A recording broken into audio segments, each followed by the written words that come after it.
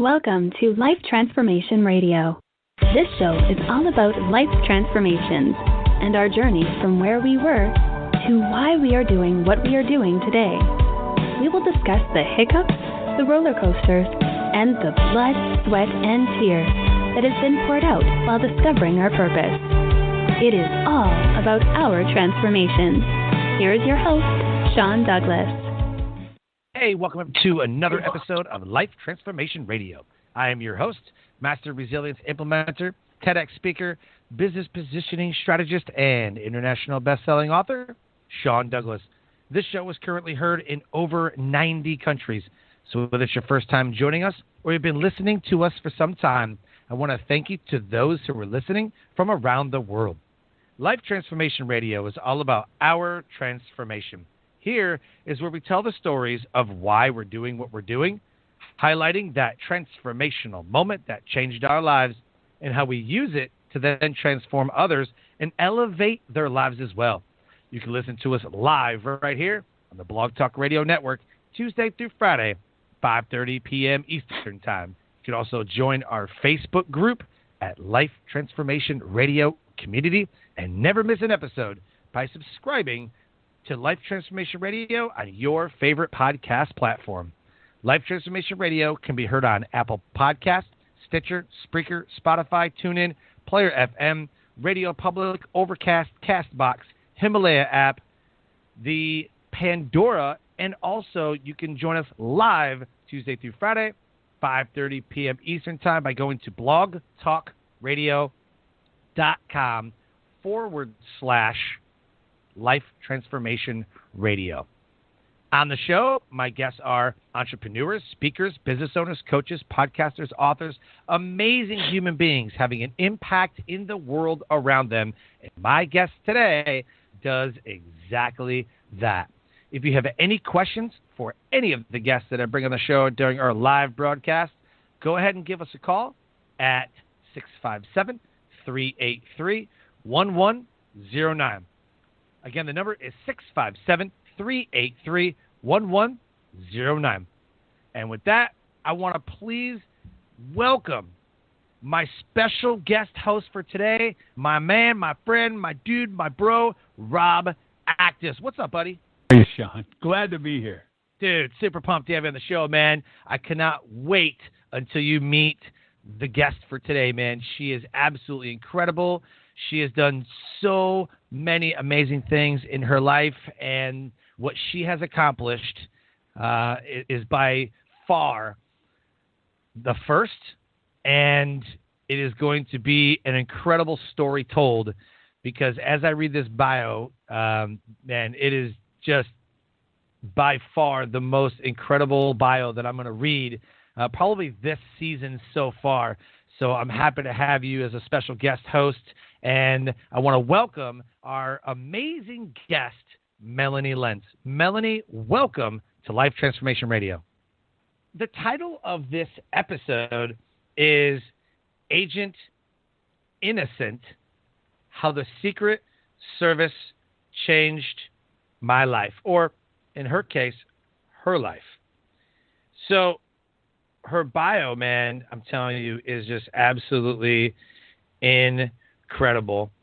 So Melanie Lentz was one of the youngest female agents ever hired by the Secret Service at age 22. She worked in the Los Angeles field office for approximately 8 years, where she worked financial crime cases, protective intelligence, which are threats against protectees, and countless protection operations for presidential campaigns, visiting foreign dignitaries and current and former presidents and their families. Her last assignment was former First Lady Nancy Reagan. She was the agent in the embalming room and a pallbearer at the private family funeral. At the time, she was going through a divorce, depression, and an eating disorder relapse. She left the Secret Service shortly after Mrs. Reagan's passing, after realizing it was time to start protecting herself as well as she protected others. Melanie is one of the only females to pass the Secret Service Rescue Swimmer course. You can learn more about her at MelanieLentz.com. Her Facebook link is right there. Make sure you send her a friend request. Make sure you like her page. And then her Instagram is right there, Melanie Lentz, author. And it is an absolute honor to have with us my amazing guest, Melanie Lentz. Melanie, welcome to Life Transformation Radio. What's up, gents? I'm so happy to be here, and thanks for having me. Looking forward to talking with you. So I knew you would get through. Anybody that would be in the Secret Service is going to figure out a way to get through. I just knew it was going to. I just knew it. I'm like, she's gonna get on her phone. She's gonna do some relay link to some satellite or bounce off in something in wherever in the space, and you would be here. And we're glad to have you. Oh, well, thanks for having me. I had to tap in that old toolbox. We gotta make it happen, right? It's all about relationships. Yeah, it's all about the relationships. I got it. That's right. That's right. Heck yeah. I love it. So, Melanie, I have a special guest host with us today, my buddy, my bro, the main man, the law of action, Mr. Action himself, Rob Actis. So he's going to be joining us for the show, and I just want to say I am super pumped, super honored to dive into your story, and I just can't wait to hear kind of the backstory, because I've never had a Secret Service agent on the show, nor have I actually had a chance to interview a woman in such a heavily dominated by man industry. So I don't know too many female Secret Service agents or how many there are, but I can't wait to find out some of the transformational moments that you had to go through in a male-dominated career field. Nice. So, yeah, Sean, exactly. before she talks, hey, Melanie, I'm going to interrupt you real quick. It's just kind of funny. So I want to interrupt you for a second. I told people that I was going to be here today, and you were a Secret Service agent. And I said the same thing that Sean said. I go, I've never really interacted with a Secret Service agent before. And they're like, yeah, that's a good thing. That's a good thing. Like, that is. That like is on a radio show? Yeah, you're right. That's okay. But if they're knocking on your door, not so much. That's right. Yeah, not so much. But it is nice to meet you. It is nice to meet you either way, Robin. I'm glad you're here as well. Thank you. I'm actually a big fan, so I knew who you were, and Sean told me, and I saw your stuff, and I have a daughter, and I got so jacked to be here. And as you can see, I'm really shy, and Sean's like, I'm never going to invite you back on the show again. It's a Life Transformation with Sean Douglas, and it's now the Rob Actis Show. So just so you know, Melanie, I take myself really seriously, and I'm very shy and reserved, and that's probably not me at all. I'm the same way. Same here, yeah. We're all A-type, you're I awesome. think, here. You're I think we're all A-type. Yeah, not type A. Yeah, no. Okay, so you can continue. I'll shut up for a minute or so. The title of this episode is Agent Innocent, How the Secret Service Changed My Life, with Melanie Lentz. We went through the bio. And Melanie, I got to know right off the bat, what is your why? Why join the Secret Service? Why do the Secret Service Rescue Swimmer course? Why do you do what you do? Well, I, like many college students, was a bit lost and had no clue who and what I wanted to be in life. And I was in grad school still trying to figure it out. And my grandpa had a breast buddy whose daughter was an agent. So they were always hearing the fun stories about her adventures. And my grandpa said, Mel, you might be good at that job. Why don't you give it a shot? Apply, And I thought, I am in college. I have no military or law enforcement experience. I'm painfully shy. Like, what do I have to offer? But you know how at the end of college you get a little desperate. You've got to find a job. And so I thought, hey, it's a team worth playing for, right? I was a patriot. I want to, that seems like a really cool job. I watched a lot of TV. So I applied thinking I would never hear from them. But they called me to take the written test, and then one thing led to another, and I kept having to figure out how I was going to pass the next section, because by that time, the type A in me had been researching, and really wanted this job. Like, I have got to convince the Secret Service that this 22-year-old bee with no life experience should be given a shot. And I pitched myself as, I am trainable. I know nothing. What's the point of sending me to 8 months of training if you're not going to teach me what I need to know? And apparently they bought it. So back in 2007, I got a call after passing the polygraph and all the background and all that good stuff. And the boss in the Los Angeles field office called me and said, Melanie, we have an opening in the Los Angeles field office. Do you want it? And you leave in 3 weeks for training. And with that, gulp, my life changed a whole lot. And yes, you were right. It is such a male-dominated occupation, heavily. It's still, I think even today, it's 1 female to every 9 or 10 male agents. But what the funny thing is those 9+ years I spent there, I learned more about what kind of woman I want to be today now that I've left the Secret Service. And I find that to be amazing, that the things I deal with as a woman or just as another human being are so relatable. I just had the luxury and the blessing of being able to learn life lessons in such a big protection environment. So, yeah, I would love to dive into that more. But the why behind becoming an agent was slightly a little bit desperate and more just too stubborn to quit. That's awesome. Too stubborn to quit. That's awesome.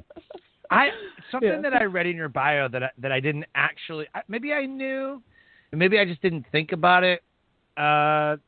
Secret Service agents are assigned to former presidents and their families. How many of their families? I guess like Reagan and his wife, or Bush and his wife, but not like the kids, like anybody else, right? Just the president and the former first lady, right? Right, yeah. All of the former presidents and first ladies get protection for life, and I believe it's the children up until age 18. Oh, wow. Okay, yeah. I swear I heard that somewhere, but I was like, no, like Reagan was like a long time ago, and then Bush, like really does Bush still have, like that wouldn't, I don't know. Yeah, wow. They do. It's scaled back. It's definitely scaled back a little bit, especially by the time I was on former First Lady Nancy Reagan's detail. And by then she was in her 90s and not traveling. She wasn't traveling like the Obamas travel a lot, that kind of thing. So it's all based off of threat level. Some are bigger than others. Sure. Yeah, that makes total sense. Absolutely. You know what? I was just going to jump in. Yeah, go ahead. Oh, can I jump in? Okay. Yeah. So, what I find fascinating about Secret Service is that a lot of people think that it's just, guarding the president, but there's so much more. What other things you did other than, work with Nancy Reagan and stuff? Just I just fascinated about the Secret Service. I've learned a little bit about it, and I'm like, tell me more. Yeah. Yeah. Well, actually, the Secret Service has what we call a dual mission. There's a protection and an investigative element. So back in the Abe Lincoln days, the Secret Service was actually started to combat counterfeit currency. About a third of the currency in circulation in the U.S. at the time was thought to be counterfeit. So it really didn't start as a protection agency until the early 1900s. So they still have that dual mission, the financial crime aspect, which now has expanded to include credit card fraud and a lot of electronic crime stuff because money is so electronic today. But there's also the investigative part that investigates threats against the protectee or whoever that might be. And that's something people don't realize, is that it's not just showing up in the motorcade with your, big biceps and your black suit and earpiece and aviators and this reactive protection. There is so much proactive work that goes into, today it's a lot of tough internet talkers, unfortunately. Most of the threats I investigated as an agent were bogus because it was just somebody that said something stupid behind a keyboard and you have to investigate it. So that's kind of the investigative part. But the protection element is obviously the current president and vice president, their immediate families, the former presidents and their spouses, of course, like we said, but also presidential candidates. So every 4 years, the Secret Service gets real busy traveling around with the major candidates in each party.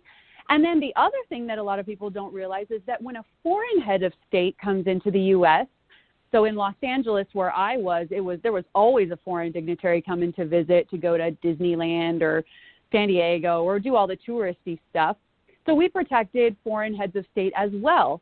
And so there's a lot more than just that, motorcade with the president stuff. So you're never bored. We'll just put it that way.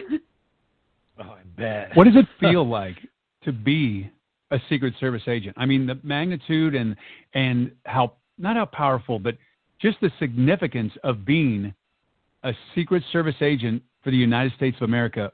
What was that like? Like when you just like were sitting home and you're like, I'm a member of the Secret Service. I mean, did you ever have that wow moment of like, so this just happened?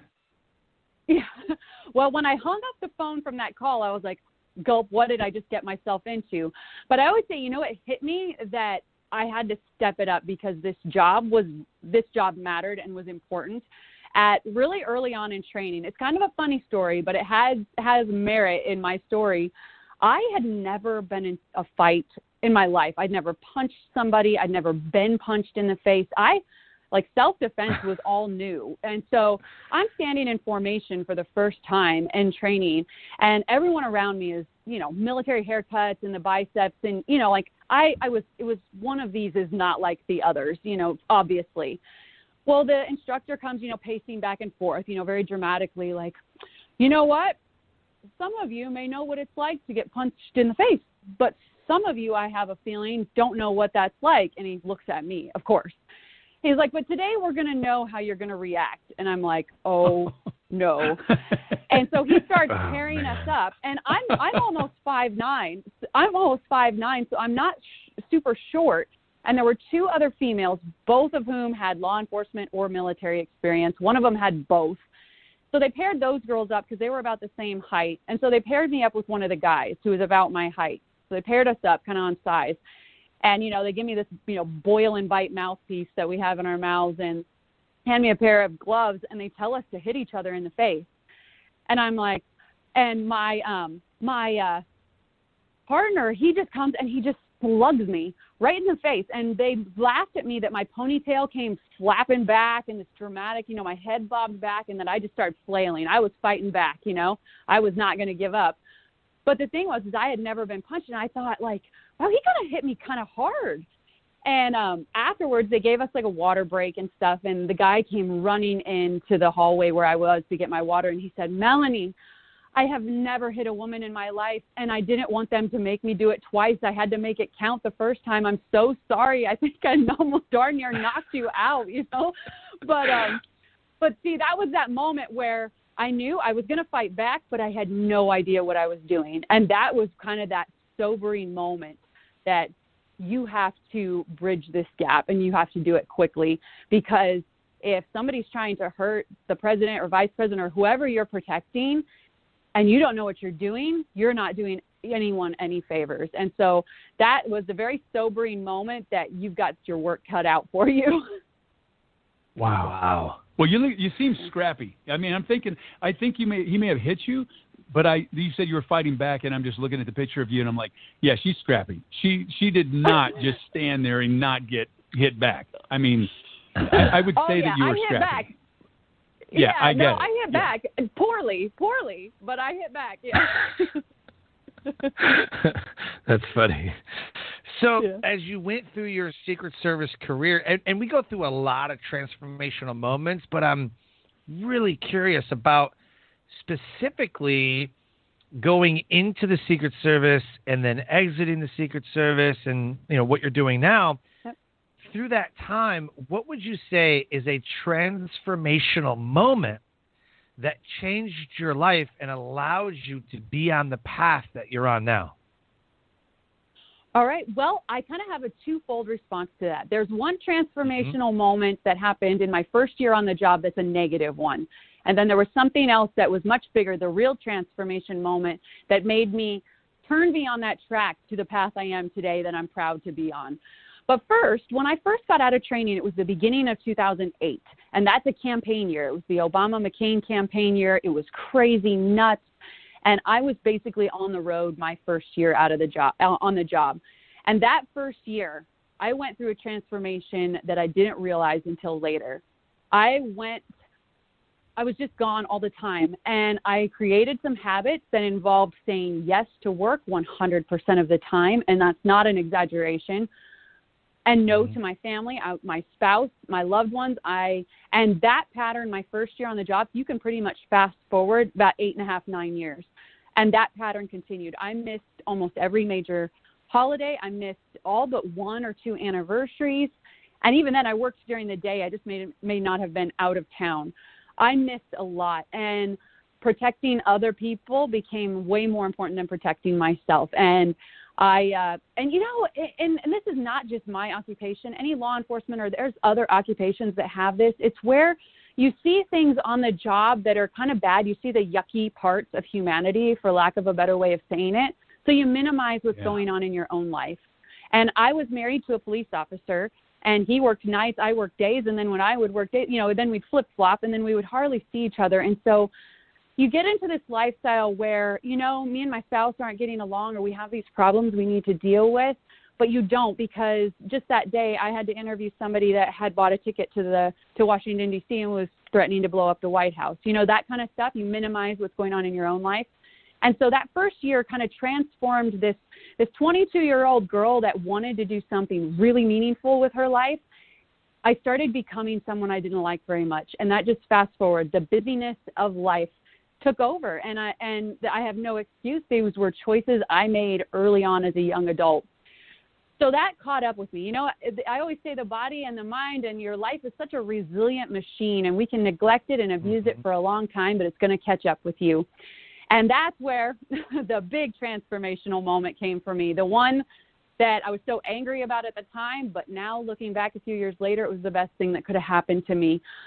My marriage went through a real rough part when I was about at the point in my career I needed to transfer to D.C. So every agent goes through the field training part of your career, where you go into the field, which is a field office. For me, it was Los Angeles, and you work the investigations, you work protection assignments as needed, foreign dignitaries, you kind of learn the ropes.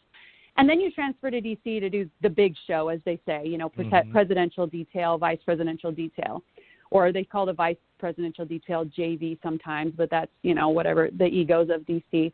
But anyways, I digress. But it was about that time that I was going to need to go to D.C., but I was married to a local police officer, and our marriage was in trouble, and we both knew that. There was an opening that came up at Nancy Reagan's protection detail, and she was still in Los Angeles at the time, so it would be an opportunity for me to fulfill the full-time protection requirements of my career, but not have to move across the country.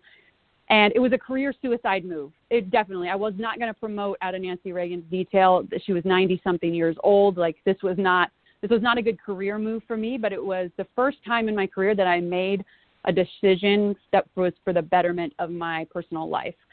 And it was too little too late for the marriage, unfortunately. But shortly after I got there, Nancy Reagan passed away. And I did not know when I woke up that morning. That's the transformational moment, is her death, because I woke up that morning not knowing that I was going to have to go stand in an embalming room while my protectee was being prepared after she passed. That wasn't something that anybody prepared me for at the academy. And she wasn't sick and declining for a long time. It was pretty short. And I remember nothing will make you contemplate your life more than standing there watching that, but it was more than that, is that I was like, oh my gosh, she's gone, but she's there. It was just this very emotional day. But then I go to the funeral, and that's where the real part happened. As I listened to the speakers talk about Nancy Reagan's legacy of love, and it's not political, it's just regardless of political opinions or scandals or what have you, she had a legacy, and it was one about fiercely loving, especially being defensive of her husband and such. Yeah. And when I was standing there in the back of the room, my post was back there, and I was standing by the press riser. I can't forget my post, because I was standing right there listening. And I remember it was like a gut punch. I was like, oh my gosh, I don't like who I've become. I'm angry. I'm clinically depressed. I'm going through a divorce. I haven't seen my family.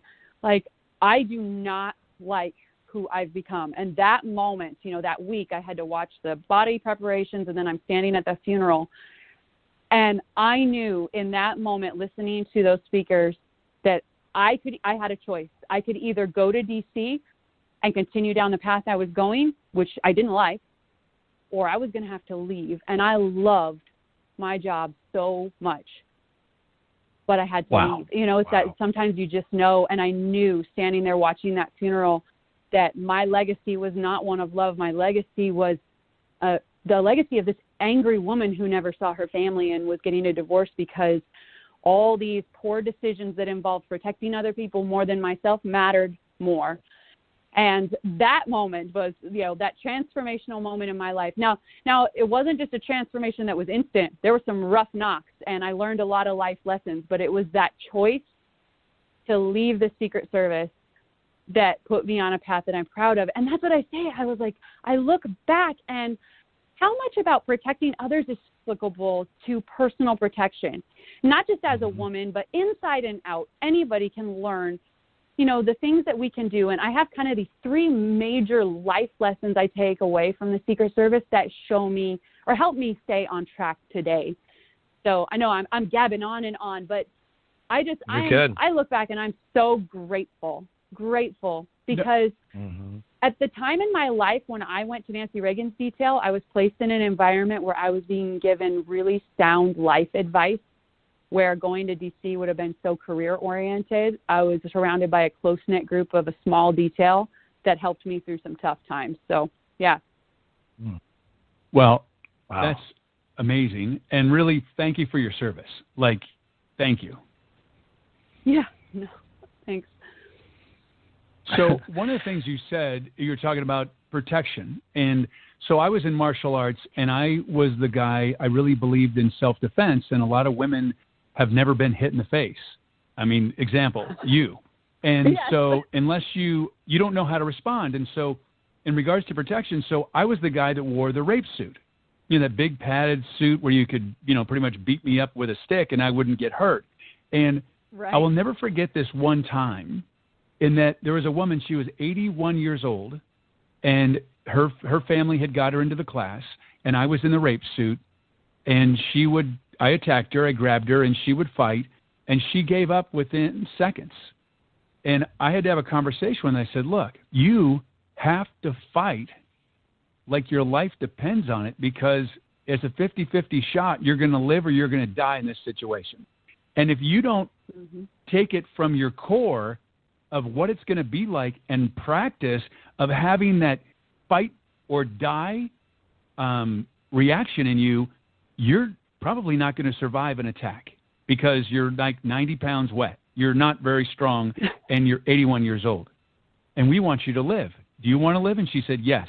So I attacked her again, and nothing. We had another conversation. And then the third time, she welled up deep within herself, and she fought like her life depended on it. And I share this story with people, and I'll get a little... So after this training happened, I found out not even 2 months after, she was home alone. Someone broke into her home and tried to attack her. And she fought. And she fought. And she fought. And she lived. And she got away. Like, he was so shocked, probably, that she actually fought as hard as she did, that she's alive. And that had such an impact. So when you said that people don't realize how they have to protect themselves, it just hit me like a lightning bolt. And I wanted to share that story, but I would love for you to share more about that. That is transformational, to know how to protect yourself, like to have that feeling. And I would really love you to share that. Yeah, that is an amazing story. And, it's sometimes as we go through life, this woman came to a self-defense class and such, you never know when those tools you're given, back in the day will be so applicable in a reactive moment where you just have to, like they say, you're going to fight like you train, or you've practiced and so you reacted. But for me, there's a thing where you have to realize it's in you. And I'm sure you can relate with the self-defense stuff. Sometimes you have to realize you have the ability to fight back. And there was this one time in training, they called it command presence. They said that every Secret Service agent has to find that, where you have to take control of the situation. You have to assert yourself. And I lacked that a lot. In fact, really early on in training, they gave me a lot. They were really hard on me. Kept saying, you need to get it together. And you have got to assert yourself. You are strong. You are a college athlete. It's not that you're not physically capable, but you don't command the room when you walk in. And I remember we had a baton test, the ASP baton, you know, the expandable baton. That was one of our early tests. And the guy, we called it the red man suit, not the rape suit, but it's probably the same thing, where we could wail on this guy in this padded suit. And part of our test was we had to pass this test early on, and it was asserting your presence, the command presence. And they told me the day before the test, you're not going to pass. You're going to go home if you can't get it together.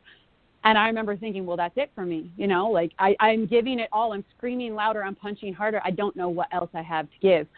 And I remember, you know, like I said, I was too stubborn to quit. I showed up on the day of the test, you know, literally shaking in my, you know, brand new boots that I, you know, was newly wearing. And the instructor clicked his red pen with a clipboard as soon as I walked up for my turn. Like he was just ready to just like write a big F at the top of the page, you know. And I remember thinking, I'm going to, you know, it was in that moment I said, I'm going to show you. I'm going to prove you wrong. You just watch. You know, it was just that, like, I just looked at him in the eyes like, how dare you doubt me? And, you know, it was one of those out-of-body experiences where I wailed and screamed. And, I mean, I fought with everything I have. It seemed to go on forever, you know, forever. It was like, is this test ever going to end? And I was just going. And, you know, it was when it finished, they called actual stop or whatever. That's what they would call out. And I stopped and I stood there. It was like the room was spinning and it, like, came to. And I, like, looked over at all the other trainees that were along the wall, like, oh, no, what did I do? Because they were all just, like, agape, you know, their mouths were open. And I was like, oh, no, this is either good or bad. And then one of the guys on the corner, his last name started with a Z, so he was on the very end. He just winked at me, and I was like, oh, I've done it. You know, and then it was, you know, I passed, and it was like this moment where I realized I have it in me. I can do this. And I may be deficient in so many things, but I have so much, I can do it.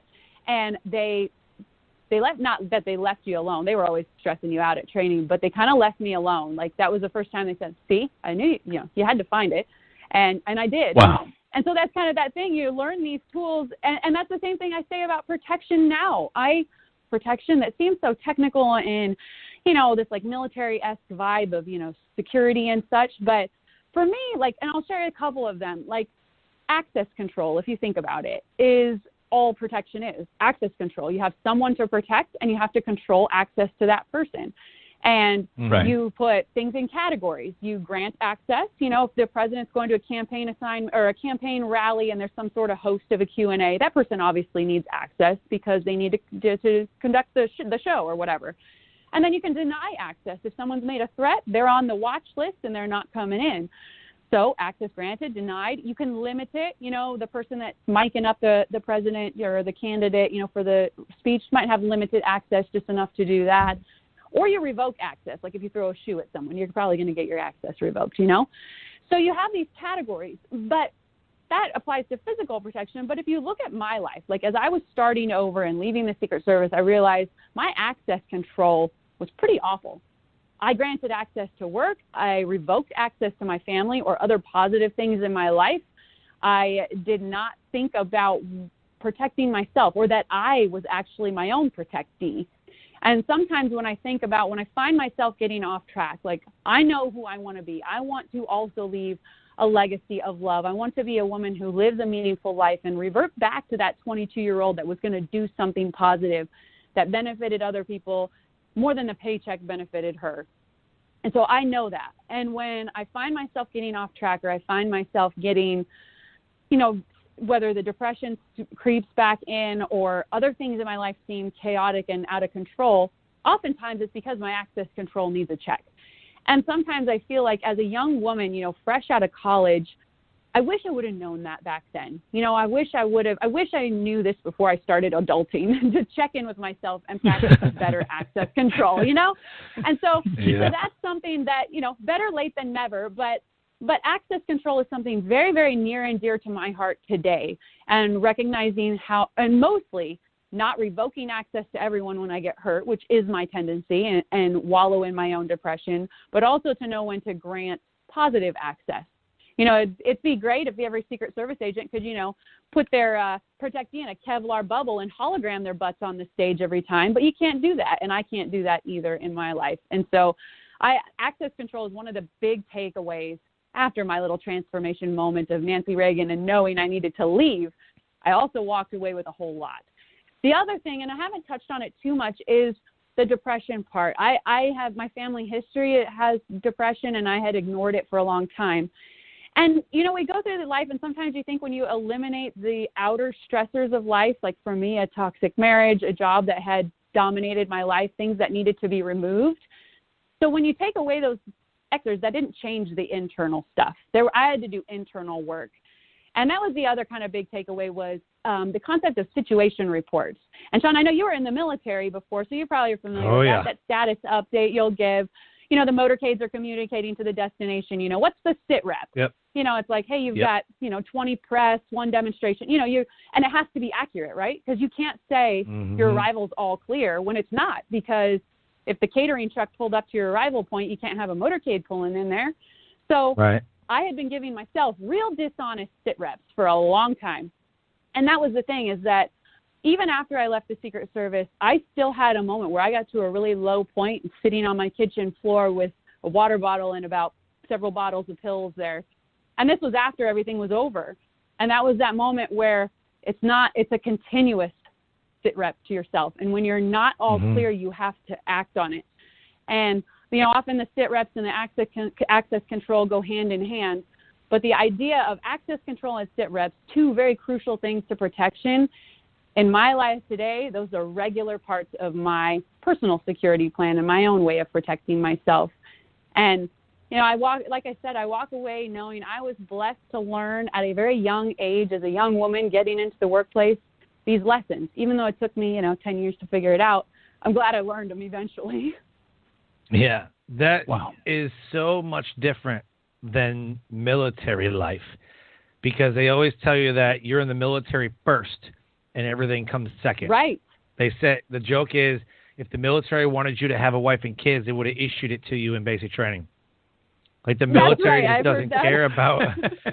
They just don't care about your home life. That's right. Oh my God. Oh man.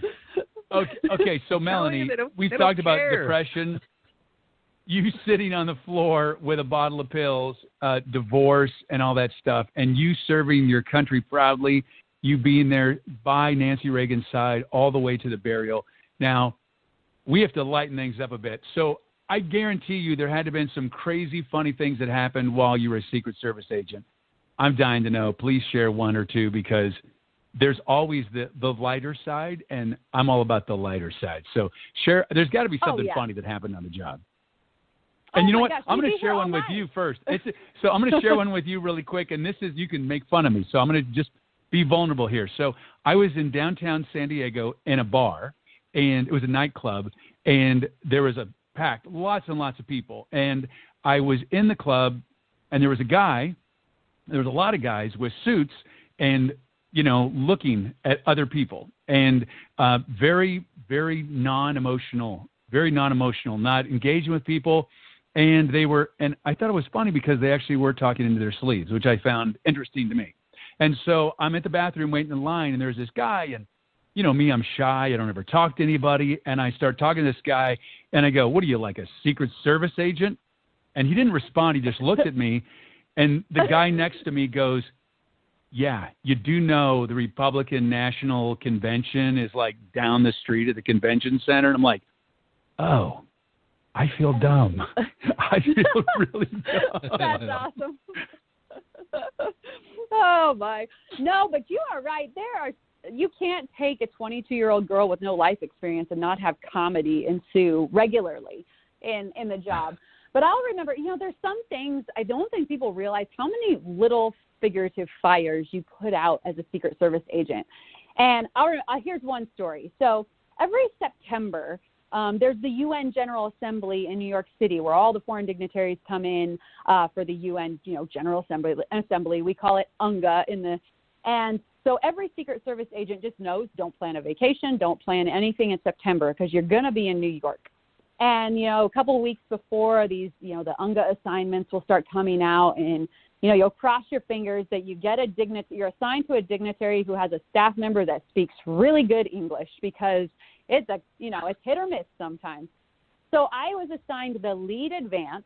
So that means I was the head of the security plan that went out ahead, the advance team that went out about the week before to prepare the security for the Prime Minister of Slovakia at the time. It was a female. Her name was Iveta. I can't remember her last name off the top of my head, but a female protectee. I was the lead advance. I went out ahead, and I am the type A personality. And the clincher was the detail leader. No, not you, Melanie. No. The clincher was the detail leader, the guy that would sit, right front seat of the limo, the detail leader, the boss. He was my protection instructor at the academy, so no pressure, right? So I am dotting my T's. I am, crossing my T's, dotting my I's. I am on it for this visit. I am ready. And she was they called a low-level protectee. We didn't have threats come in ahead of time. She wore jeans and a T-shirt when she wasn't at official events, so nobody even knew who she was most of the time. But we're getting, I think it's like the second to last day of the visit, and it's going way too smoothly. Everything just is going right, and you're just like, nothing, something's going to go wrong. I just don't know what. So she decides she wants to go to this restaurant that's in Astoria, which is a ways away from where we were staying in, I think we were in the Upper West Side or Upper East Side that time. And so we were driving the motorcades. We go to the restaurant. And a lot of times the protectees would get the agents dinner or and stuff. And she did. Her staff person came out and said, hey, the Prime Minister would like to get you guys dinner. They've got stuff set up in the basement so you guys can take turns. So I was like, oh, how sweet of her. So I'm like, well, this guy that's been driving the motorcade all day, he needs a break, right? So I went up to him and I said, hey, dude, go downstairs, get your food. I'll watch the cars, while you do that. Come back and then I'll take a turn. So he's like, okay, cool. He left the car running, and my freaking butt bumped that door, and it closed, and I locked in the car of the running limo of the Prime Minister of Slovakia, and I was mortified. So you'd think, right, a squared-away agent would have the spare keys in her pocket, right? Oh, yes, I would have. However, I was sitting in the car with this guy at some point, and the keys had come out, so they were in the cup holder. So I'm looking in the car, and there's the spare key in the cup holder. And I was like, oh, the boss, if something bad had happened, this would not have been good. This could have been real bad. But so I was like, oh, my God, what am I going to do? So we had NYPD. Call a locksmith. So I went over to them and said, Yeah. I was like, hey, do you guys have a Slim Jim or something in the trunk of this, squad car, something like, and they're all like, well, where's your spare key? I was like, dude, I know. Trust me, this will be a mistake I never make again. I'm going to have 12 spare keys stashed all over every pocket at this time. I know, dude. They don't, they do not have a Slim Jim. And so one of the guys was like, hey, I know somebody in this precinct. I'm going to make a call. So I'm like, oh, thank goodness, she was still eating. I called somebody, the motorcade guy, and I was like, hey, go peek in there. Is she wrapping up or what? And luckily she was still chatting, eating her main course, was ordering dessert. So I was like, okay, thank goodness. So this NYPD officer calls, what's it called? ERT. It's not SWAT in NYC, but I think it's ERT, Emergency Response or something like that. So he calls them, and this freaking SWAT truck comes around the corner with its lights on, come into our motorcade, and I was like, oh my gosh, please tell them to turn off the lights. So they turned off the lights, and bless their hearts, they were inside that car in about 5 seconds, and no one was the wiser except for the cops and the couple people standing there. But how I'm sure you guys in the military, you have kind of your swag bag where you have challenge coins or you have little pins or whatever it is. Yeah. I handed those guys in that ERT truck the whole bag. Every challenge point I owned, I handed them the pins. I just said, you saved me. I was like, I can't even, I would name my firstborn after the driver right now. Thank you. They saved us. And the boss never knew. So if he's watching, the coins, the pens. Yeah, I just gave him all of it. Yeah, all of it. Until now.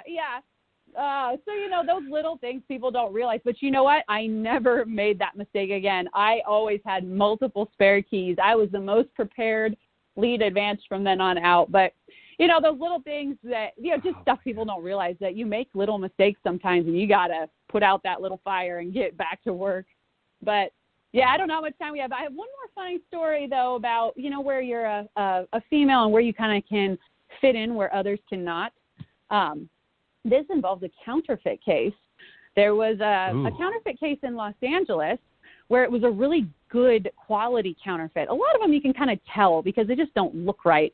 But this one was a better quality. In fact, it was so good that it was passing some of the slot machines in Vegas, which Vegas, the slot machines in Vegas are known to have some of the best counterfeit detection known to man. So this was a good quality. It was a big case. Oh. And they were doing a lot of surveillance, and I, as the 20-something agent who did not look the part, I was often called to do surveillance because I could blend in better than some of the other guys could. So I did a lot of surveillance there in those early years. And the guys we were following got on the freeway in Los Angeles, and they started heading toward Vegas, and that's a 3-4 hour drive depending on traffic. So we ended up following these guys to Vegas, and so we were following them around the casinos. They were passing a lot of counterfeit in the casinos in Vegas. And every time I went in for my shift in the casino, the security in the casino kept coming up to me and asking where my mom was. They're like, "Where are your parents, honey? You're not old enough to be in here." So every day when I had to go into my shift, I had to go to the security desk and get a wristband, like a minor, to go do my shift so that they would leave me alone so I could do my job. Those guys never suspected who I was. They didn't know, the people we were following. But it was just funny. I got teased so bad by the guys in there every time I came in for my shift. They're like, "Oh, little girl, go get your wristband so you can do your job," But, yeah, you roll with it. You get thick skin as an agent. There's a lot of teasing, as I'm sure you can imagine. So you'd mentioned that this was your first time on basically the advanced lead team. This was your first time? Yeah, my first advance at the UN. So that's a whole other animal is to do a lead advance at the UN. Yeah. Yeah, so I think we all have like rookie stories, but sometimes you're thrust into a situation that you never saw coming, nor did anybody else. Like, it's just one of those rookie things. Like, you can't train for it because it would hardly ever happen, right? Right. So we deploy to Southwest Asia, right? That's where we deploy to for PR purposes, Southwest Asia. But we're in Kirkuk, Iraq in 2003. Not a fun time. So rookie move. A lot of us, they gave us chem gear, they gave us, the weapons and like all that stuff. So we're just doing, just the normal Air Force stuff, right? Like securing airfields and allowing our planes to come in and testing runways and, that type of stuff. So they don't have a real good threat detection over there when you like seize an airfield. Oh. But Rookie Move had it to where in the truck parked had to have been at least 50 yards away. I mean, it was a ways away. We had a bunch of gear, right? So we've got our basic gear with us, but some alarms started going off, and then we've seen helicopters coming in, and we're like, "What is that?" And then the guy's like, "Run!" And it's a 3 to 5 minute wavering tone. And a 3 to 5 minute wavering tone on any military installation means threat imminent. Steady tone means that there's a natural disaster happening. If it's a 3 to 5 minute steady tone, 3 to 5 minute wavering tone going off, everybody's like, "Run!" So we didn't know where to go. We didn't know where the bunkers were, and our vehicle's 50 yards away. And oh, by the way, our chem gear was in the vehicle, and they had called Alarm Red Mop 4, which means you are in attack for chemical and biological, radiological, nuclear weapons. Oh, no. So we're like, oh, no. Oh, my God. So we're running towards this vehicle, and everybody's just scrambling. And the 3 helicopters coming in were 3 Black Hawk helicopters by the Army. And the rookie guy that was running the radio thought it was an attack and scrambled the entire installation in Alarm Red Mop 4. So not only were we unprepared, that guy scrambled the whole base and said we were an attack, but there was 3 pre-planned helicopters coming in.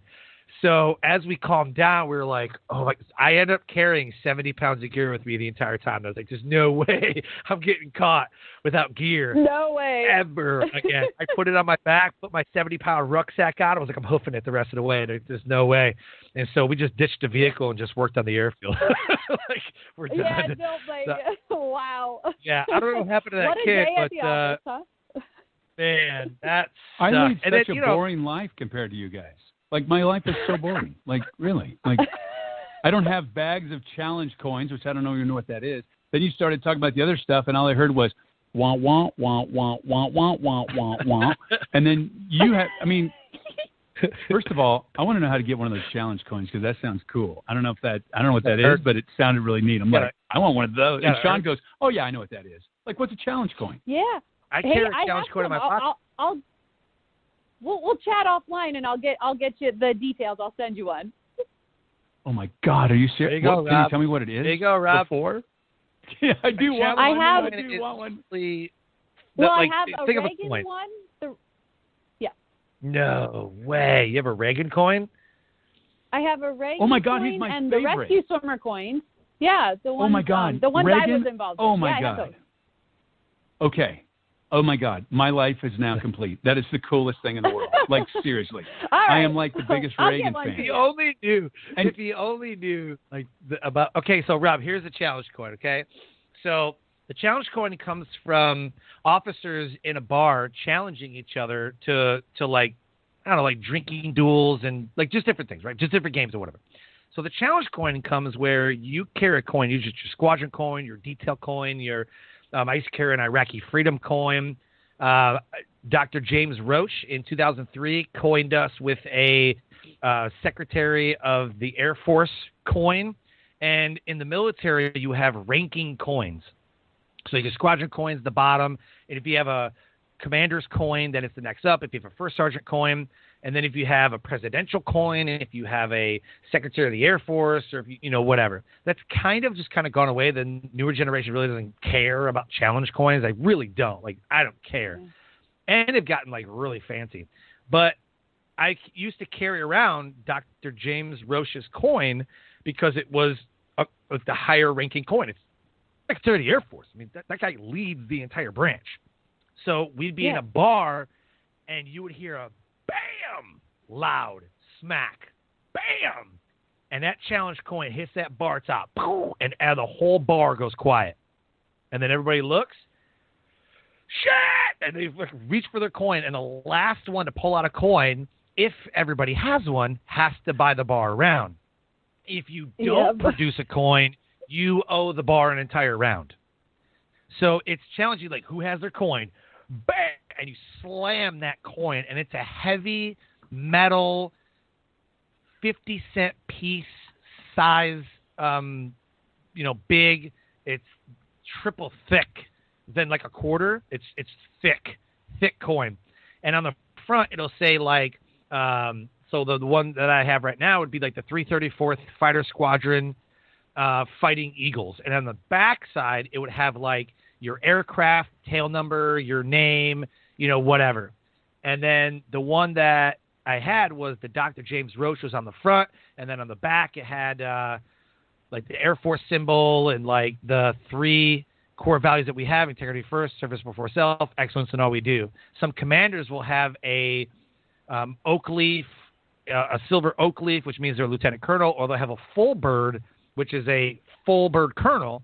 And then on the back side, they'll have like their unit, what they do, or like sometimes it's numbered. They have numbered coins. I have a number of those because as a drill instructor, some people's kids would be sons of colonels or like their mom is like a chief and they work for some general or whoever. So yeah, you'd get challenge coins a lot like given to you. So anytime you do something amazing, the commander will come down and he'll coin you, which means he'll put it in his hand, you'll shake, take, salute him, and you got coined by the commander saying that you're a badass. And so you earn all these coins going through the military. Well, I'm going to be a badass because I got a Reagan coin coming towards my hand. I'm so excited. There you go. That's awesome. I will email connect you right after the show. Melanie, before Sounds we good. wrap up, I've already reached out. I've already sent her an email. I already connected. I already did it. I'm like moving. Mr. Action here. Come on, Mr. Action.